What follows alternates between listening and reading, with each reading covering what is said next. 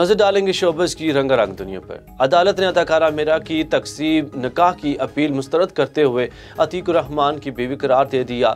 Session court की जानिब से फैसला सुनाया गया कि अदाकारा मीरा का निकाह दुरुस्त था और वो अतीकुर रहमान की बीवी है।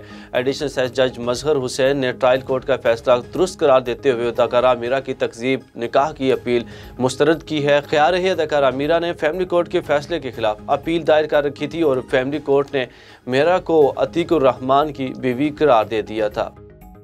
सऊदी अरब रियाज में रियाज रीजन के ज़ेर इंतज़ाम जॉय फार्म अवार्ड की रंगारंग तकरीब मुनक़िद की गई, जिसमें पूरी दुनिया से फ़नकारों ने शिरकत की। अवार्ड की तकरीब में सलमान खान ने भी शिरकत की। सलमान खान को भी बेहतरीन कारकर्दगी पर अवार्ड दिया गया। अवार्ड तकरीब में तुर्की, लबनान, मिस्र, दुबई, कतर, उर्दन और सऊदी अरब के फ़नकारों ने शिरकत की और अवार्ड वसूल किए। इस तकरीब को जॉय अवार्ड 2022 का नाम दिया गया। तकरीब में पूरी दुनिया से आए हुए फ़नकारों ने अपनी अपनी शानदार परफॉर्मेंस भी पेश की। बॉलीवुड के लेजेंडरी अदाकार अमिताभ बच्चन के कई दहाइयों से अपनी जानदार अदाकारी से दूसरे अदाकारों को पीछे छोड़ रहे हैं।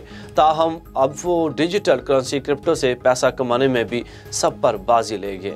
भारतीय मीडिया रिपोर्ट्स के मुताबिक अमिताभ बच्चन से 1 अरब से ज़ायद भारतीय रुपए क्रिप्टो करेंसी के जरिए कमाए।